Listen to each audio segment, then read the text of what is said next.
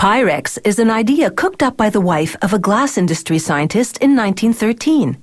She believed the tough glass used in lantern globes would be great for baking cakes in, so she baked one in some glass her husband brought home. The cake was a hit, shattering the notion that glass was too fragile for the oven.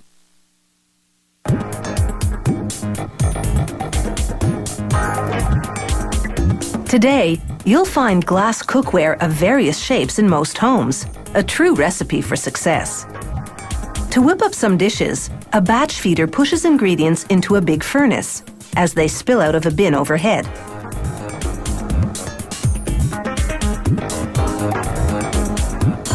Silica sand is the biggest part of the mix.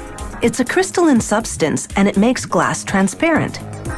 The batch also includes soda ash and recycled glass. Some of the other ingredients are a trade secret.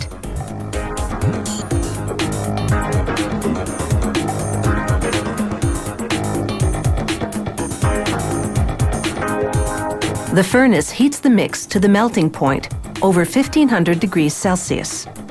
It turns into molten glass that looks like lava. The glass, in this lava-like form, will spend up to 24 hours in the furnace. On its way out, mechanical shears cut it into gobs.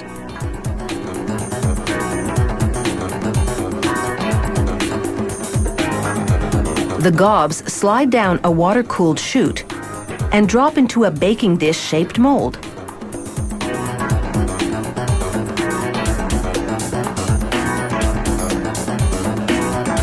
There are 16 molds on a rotating table.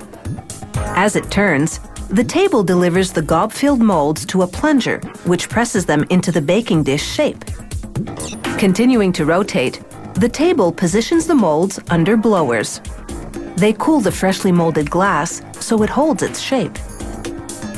A mechanical arm suctions up the glass dish and sets it down on another revolving table. Flames lick the glassware from burners above and below. The dish is exposed to a temperature of over 1000 degrees Celsius. This softens its sharp edges so that the rim is smooth. Next, hoses blast high-pressure air, cooling the dishes to solidify them, so that a mechanical arm can pick them up without ruining them. It transports the glass dishes to a conveyor belt. Further down, another arm feeds the dishes to a kiln, where heating and cooling cycles temper the glass. This is what gives Pyrex its strength. Now it's time to put a lid on things. A different plunger presses glass gobs into a lid shape.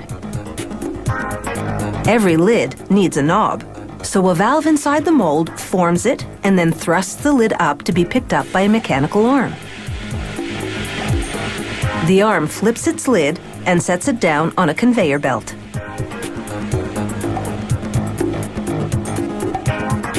The lids are on the move, traveling through a tempering kiln.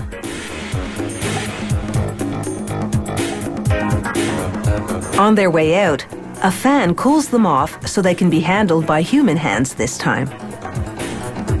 Workers inspect each glass lid before packing them. On another line, there's a product that's made to measure. Little platforms lift the measuring cups to suctioning arms that protrude from a revolving silkscreen machine. A little squeegee forces enamel through a screen, printing measurements onto the cup.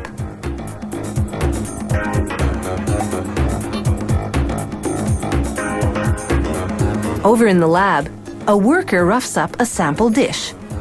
By rubbing it with sandpaper, he mimics years of wear and tear, but it's about to be subjected to even more abuse. He places a sharp tool in the center of the dish and takes aim with a hammer. Will it break without shattering into numerous little shards? It's a clean break, which means this dish has met the quality standards.